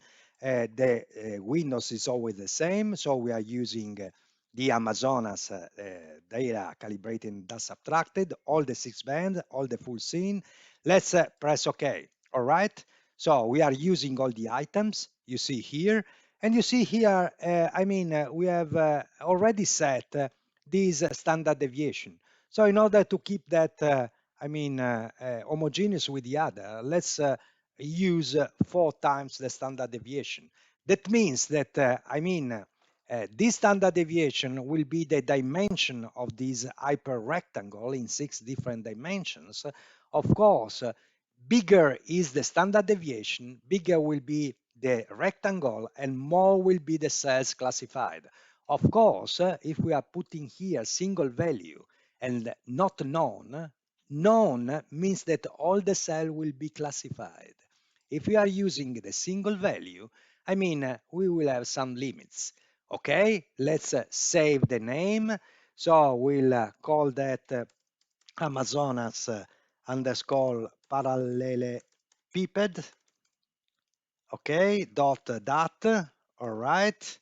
And we are not outputting the rule image. You know what it is. If you want to exercise on that, you can extract that and you will understand with the same criteria as before the belongings of the measurements, and you will understand in this case that whatever is similar will have a darker tones, opposite like the others. But I don't want to go through these things here, so I'm not outputting the rule image. All right, let's click OK. Now it's, of course, it's not interactive at all. No supervised classificators is interactive. So I mean, this is the results. You see, the results seems to be not bad at all. You see here, let's move that. Okay, all the water has been classified. We have some holes that are not bad because they are the shadows of the clouds, while you see that the forested area are well defined. All right. This is, of course, what I'm telling to you right now is something that is very qualitative. We will check the real results after in the accuracy assessment using the confusion matrix. All right.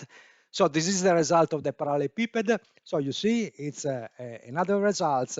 Let's store that here, and we will check at the end with the confusion matrix the accuracy of the different classificators.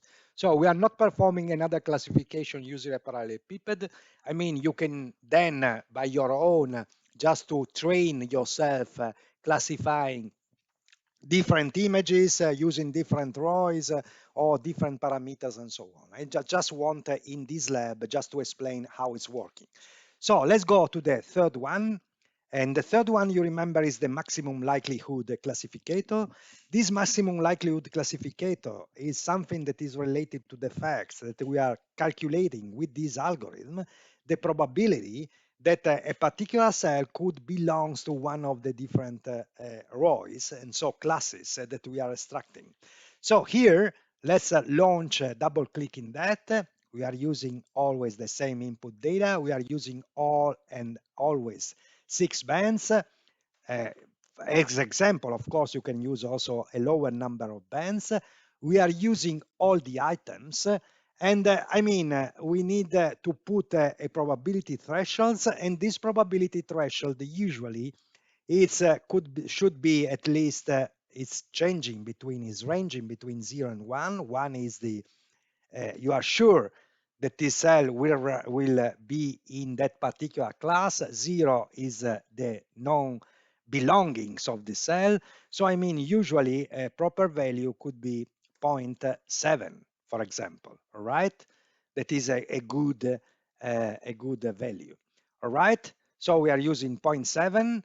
We are outputting the results. So I mean, let's call that Amazonas underscore max like. Okay, dot. All right. Let's output the rule image. Why not in this case? Let's check, because I also told you during the lectures that for our purposes, this classificator is not working very good, just because I mean extracting reflectance from value, this probabilistic measurement is not working very good. But let's check it. Let's produce also the rule image, and we are calling that Amazonas underscore max like underscore rules dot. All right. Okay, let's open that and let's start with the classification. You see, as usual, in the first 4 iterations, he read all the values related to the region of interest, and now is working on the classification. I have the doubt, I have the feeling that the results will be quite disappointing. Let's check it. Okay, you see, as I was mentioning, the results usually when we are using this thing, this kind of classifier here, you see the results is quite disappointing. It's under classifying. I mean, there are many cells that are not classified. Let's check the quick stats here in order to check how many cells are not classified. You see, the values number 0, that is the cells that are not classified, are the 87% of the image. So I mean, most part of the image has not been classified. All right. I mean, it's quite disappointing, but if we are going to the data manager, you see, and we are going to the bottom of the list, and you see we have the Amazonas rules, let's use the rule for the water, and let's put that in a new view. So let's load data, so we will have 3 different views, all right? Let's links all the 3 views together. So link views, we remove the link all right, that's okay. We are linking all. So I mean, what we have in this image, of course, we have the probability thresholds. That means, again, this is opposite as the minimum distance. Whatever is very clear, I mean, is very bright, that means that there's a stronger probability to, in this rule image concerning the water, to be part of the class water. Whatever is very dark has a very low probability. That means that, I mean, has a very low probability to be part of the water. So again, here you see, if I'm zooming on that, on the river, you see that has a very high probability. Let's check what is this probability. You see here is something that is positive, while it's 30, you see here. While if I'm going to a blackish, a darker area, you see it's a very negative. So I mean, if for example from here, and I'm here in the third views, if I'm right clicking and I'm checking the new raster, uh, the density slice, and I use the rule water, okay, let's check how it's coming out. You see that the very high probability is the reddish one, all right? So I mean, whatever should be positive, okay? So let's erase all the classes. Let's put a new classes. Let's put that in blue. All right. And from here, I put as minimum the 0 value, as maximum the maximum value that is calculated, 31. Let's press enter, and you see that I extracted all the water. I'm sorry, I need to close it. All right. If I'm moving here, you see that from the rule image, I also extracted the water here of these channels. So you see that this is the case in which the rule image is much better of the results of the classification itself. And you see, as I done that using the rule image for the water, I can extract also forest, deforested, and clouds from the rule images from this classifier here. All right. Of course, if I take this range of values, whatever is greater than 0, of course, I can also perform a band math, an algebra, a band algebra over this rule image and extract it, for example, the same data in a new image. All right, apart from having represented and displayed that on the video. All right, I'm closing that, and I'm closing this view. Otherwise, I mean, it's make too difficult. So I'm closing that. I remove this view here, the third one, and I'm keeping only the first 2. All right, and I'm moving that in the middle of the screen.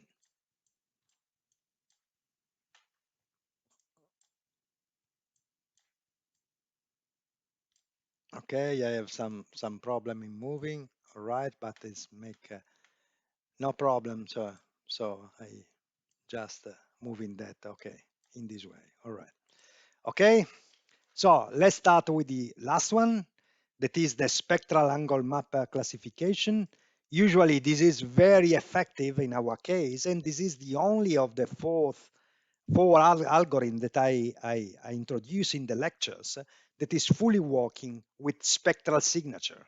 All right, so let's use as usual the original image, 6 bands.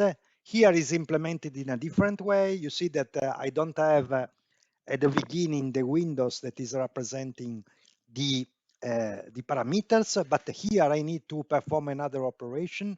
So here I need to start with, let's learn that in this way, you need to import the region of interest before it needs to perform a calculation before.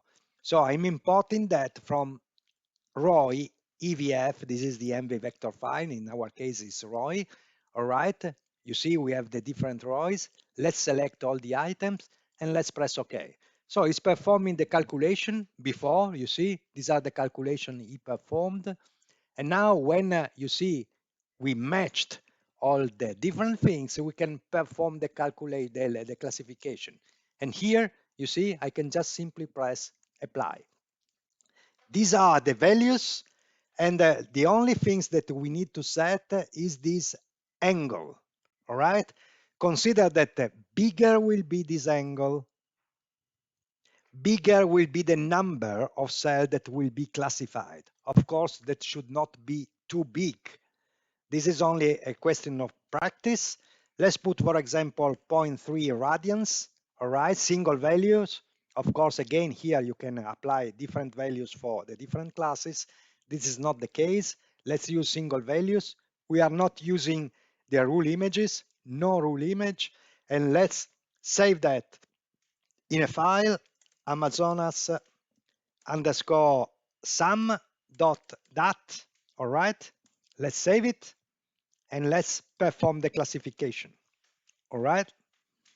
This is fully using the spectral signature. So it's extracting cell by cell a spectral signature from the vector of the measurements. If the spectral signature of this particular cell is similar to one of the cell we have, or one of the ROIs, the spectral signature of the ROIs extracted will be assigned to that ROIs.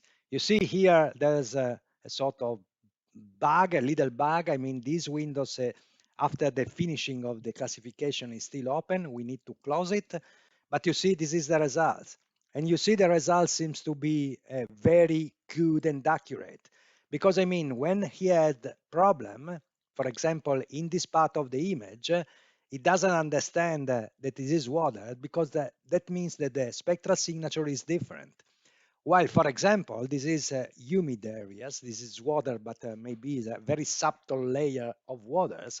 While you see here that these rivers upstream from this position, I mean, they are classified as water. But what is very impressive, according to me, is that, for example, if I'm moving here, you see I have all the clouds here, but the shadows are not there. I mean, the shadows over the forest are classified as forest, you see? And also here, the shadow over the water are classified as water, you see? While the clouds are correctly classified as cyan. So you see that this is a very good classifier. All right? Let's do another things here, and that will be the last classification we will perform. So let's launch again the spectral angle mapper. We are using the original data, but in this case we are not using all the 6 bands. But for example, let's use just by exercise only the visible bands. All right. If we are using only the visible bands, of course, we are not using the near infrared, the number 4. So I have the feeling that we will have some problems in identifying vegetation. All right, but let's start. Let's do that. All right, let's use only 3 bands. All right, we import again our 4 different ROIs. All right, this is the calculation. And I I will put that here. So I'm clicking here in order to highlight these views, the right views, and I'm applying to the file. We are using the same parameters as before, zero 0.3 radians, not rule image, and I'm choosing the results, and I'm calling that Amazonas sum 1, okay? And I'm opening the file, and I'm classifying that.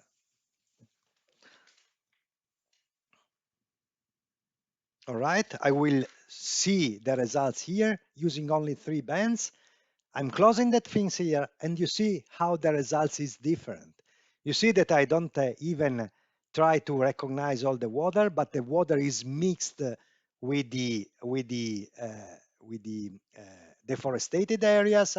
All this water here is became not water but deforested areas, and you see here is I mean, using only 3 bands, you see that I have very many difficulties.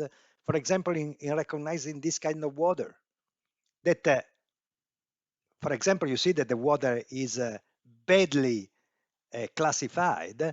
That means that, of course, most part of the information is extracted from the infrared bands that I'm not used here. You see that here, most part of the water is mixed as deforested. So that means that the water could be extracted using the infrared bands. All right? So, I mean, this is the last example, and let's say imagine to have finished the classification, and now we want to have a report of the accuracy of the results of the classification. So we want to check how to assess the accuracy of the classification. All right, so we have finished this kind of classification. Now we need to report the accuracy of every single things. You see now in the layer manager, we have a bunch of data. I mean, it's very difficult to have what we needed. So I mean, again, as before, it's better to go in the main menu and to close all files. And we will open only what we are eventually using. So we are closing all the files, everything. All right. We will have a couple of views. Let's right click with the second one and remove these views in order to have only one. And now we are opening the original file. As usual, we are opening the data from where we started. That is this one, the calibrating and are subtracted. All right. So we have the visible, and again, as before, let's have in the data manager with the band selection, we are also visualizing a false color one, all right, in the same views. All right, so in order to perform this particular testing, we need to extract ROIs, again as before, but the ROIs we extracted before, we use that for the training of the software, of the different algorithms. Now we are using other ROIs in the same classes that we will use to test the results. So that means that we will get out other ROIs from the image, and we will use the cells that are inserted in these ROIs in order to check in the different classification images that we have for the 4 different classificators, in order to check if these cells that we are sure that are representing this kind of surfaces are correctly classified by the software.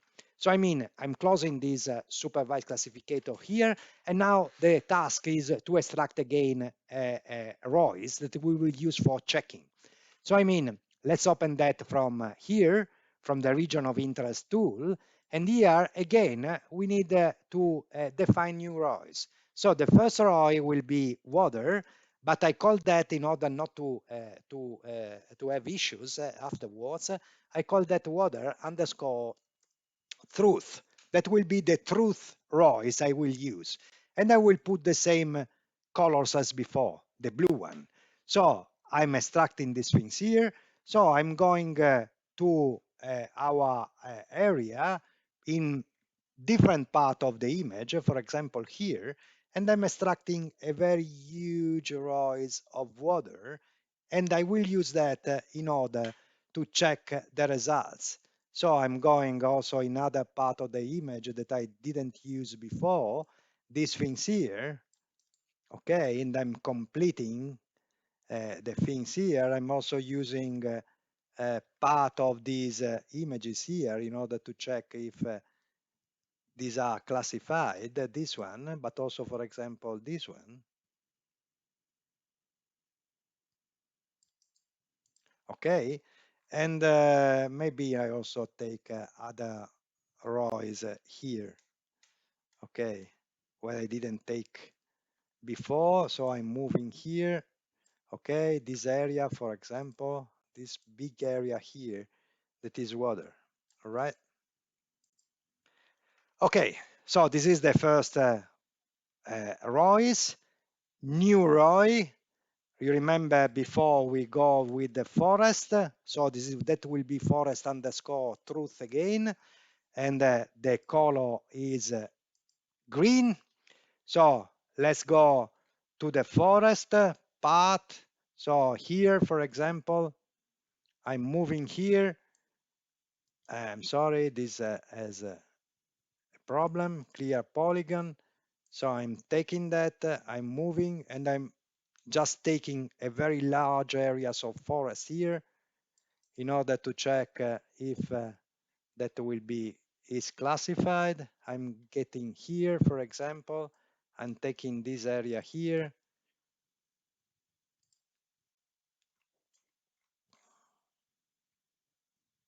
I'm going in this part here. Okay.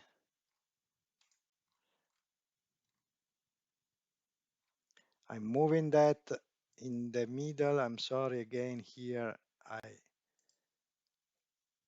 change these things here. Okay. Let's go in the middle of these things here, all right, of the clouds. So let's have this region here, all right. So this is for the forest, new class. This is the deforested. I'm sorry, I didn't put that. Okay, I'm just trying to. Okay, deforested underscore truth. Okay, that is in maroon, brownish, these things here.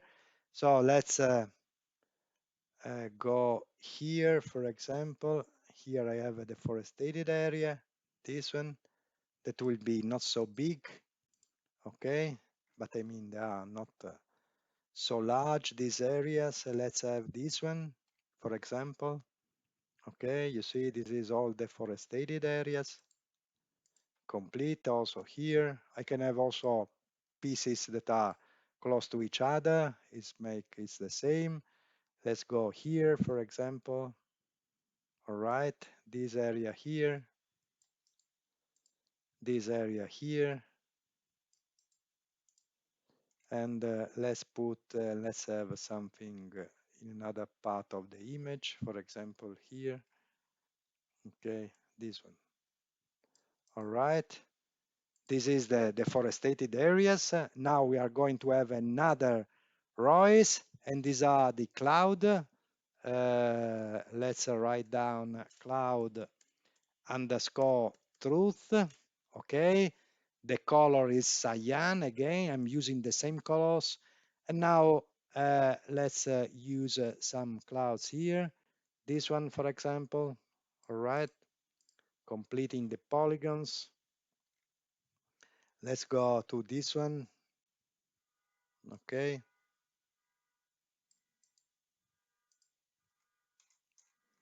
I'm going to other areas of the image where I have some.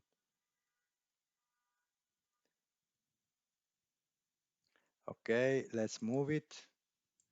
Okay, this one, for example, that is clouds for sure. And let's go, for example, to this one here. Okay, and I have also a train here. All right, so we define all these different polygons as truth, and now we are saving this file. So we save as, and we save all the items, and we call that, for example, roy underscore truth dot xml.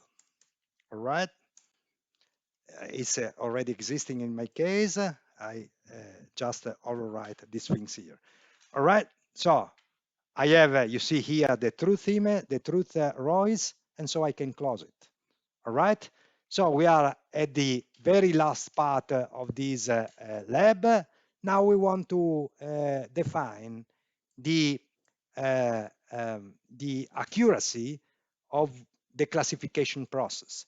So let's start with the first one, the first image that we have classified, because in order to perform this assessment, this confusion matrix, we need to use, of course, this truth, this ROI truth, truth ROI, and the classified image. So let's open the first classified image. The first one we is not the ISO data, because the ISO data is not a classified image. So I mean, we are not using these things here. Let's use only the min dist just to start. Let's use the first one. Okay, this one. I'm opening that. You see, this is the results. And so now we can create the report. In order to create the report, let's go to the toolbox. And we have here, you see the post classification. Let's explore the post classification. Let's open these things here. And you see,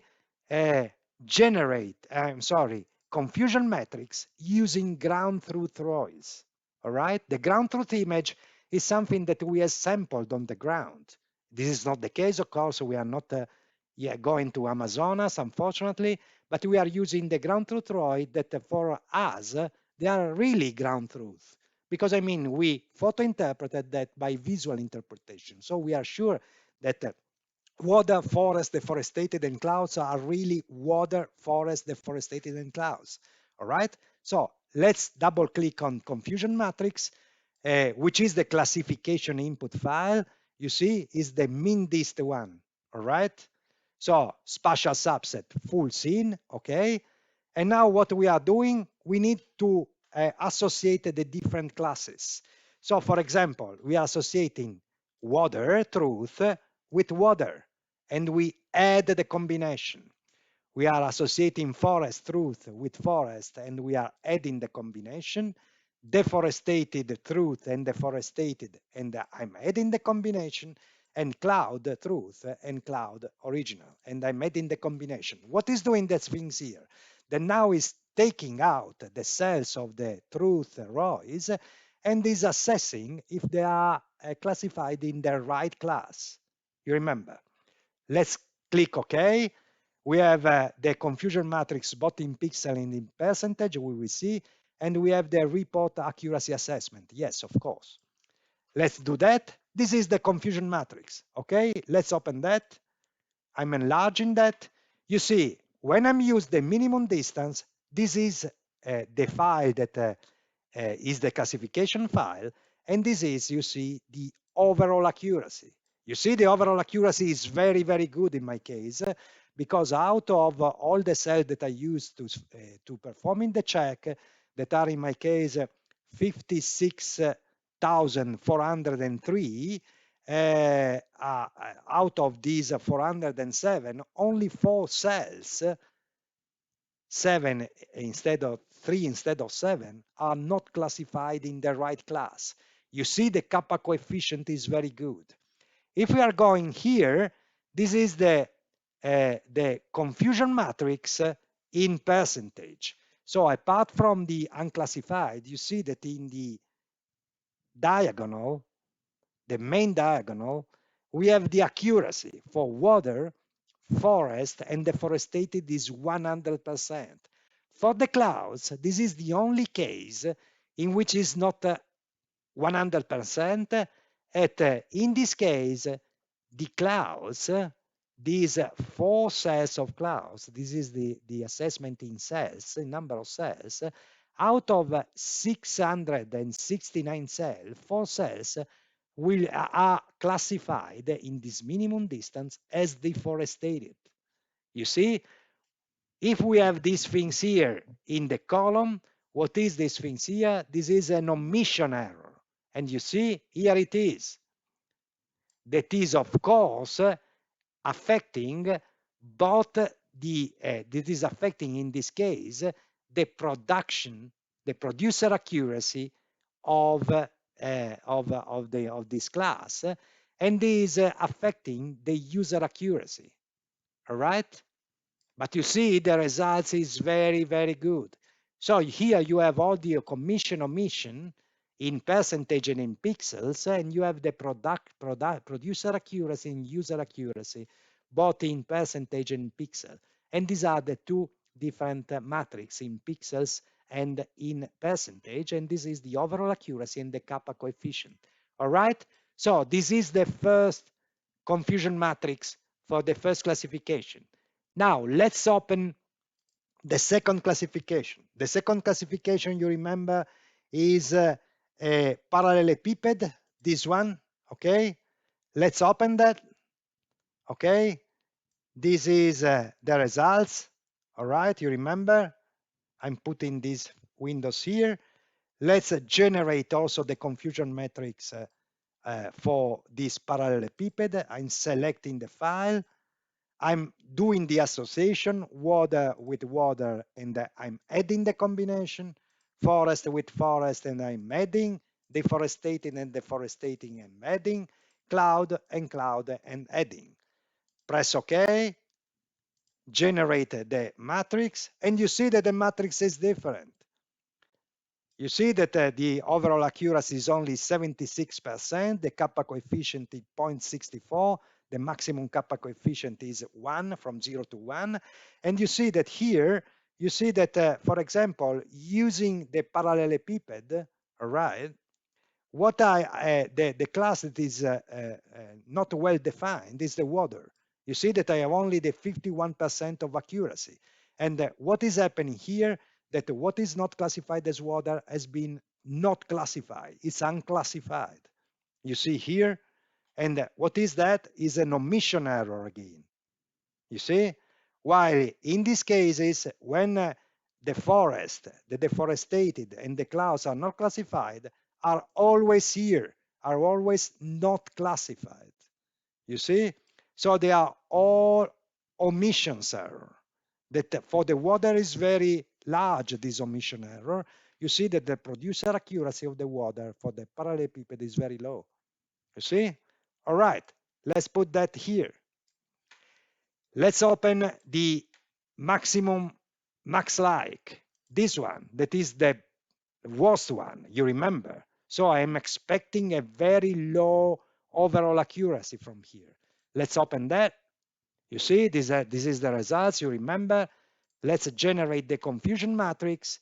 We are using the max light, okay? Let's perform the association. I'm not speaking anymore.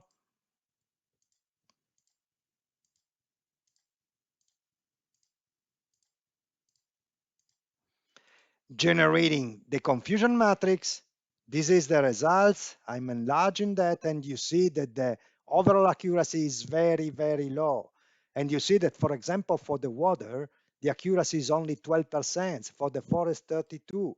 For the deforested, it's less than 1%.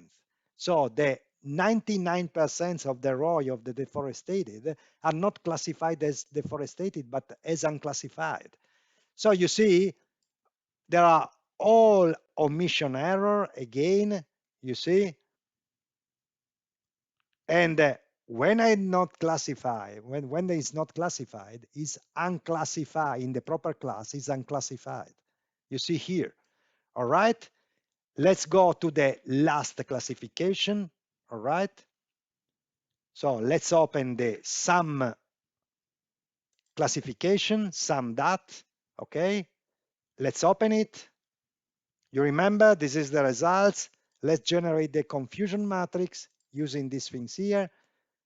Association.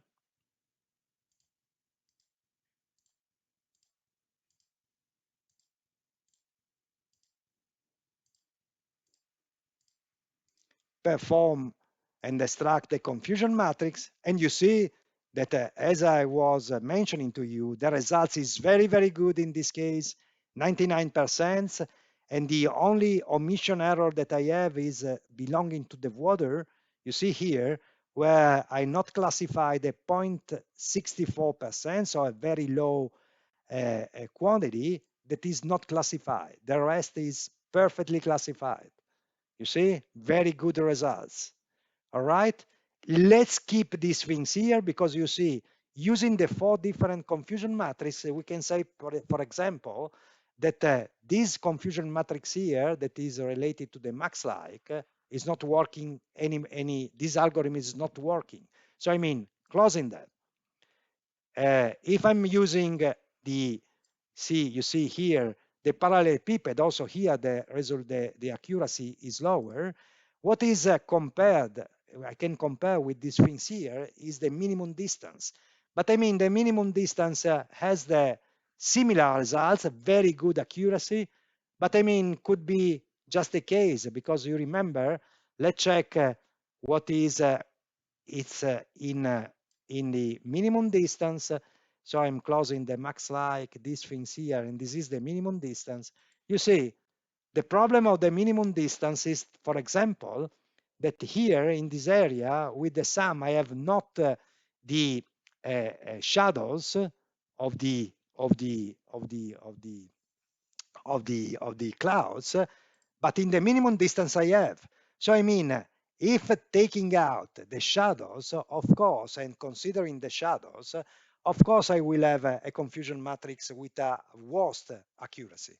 So considering that these two things, this is the minimum distance, and this is the spectral angle mapper, with no doubt, is better the sum.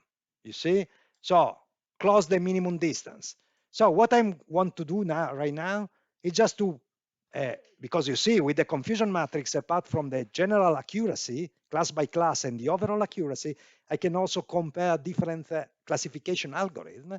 But if I'm opening, for example, as the last example, the second classification we performed using the spectral angle mapper, using only 3 bands, 3 spectral bands, I can open these things here. You see that is very confused, but let's generate the confusion matrix for this sum one, this one, combination.